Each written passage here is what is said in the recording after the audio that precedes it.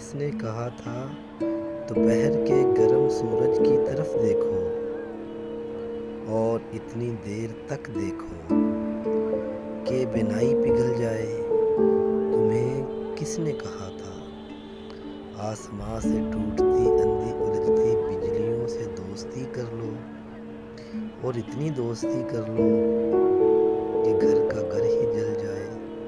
تمہیں کس نے کہا تھا ایک انجانے سفر میں اجنبی رہرو کے ہمراہ دور تک جاؤ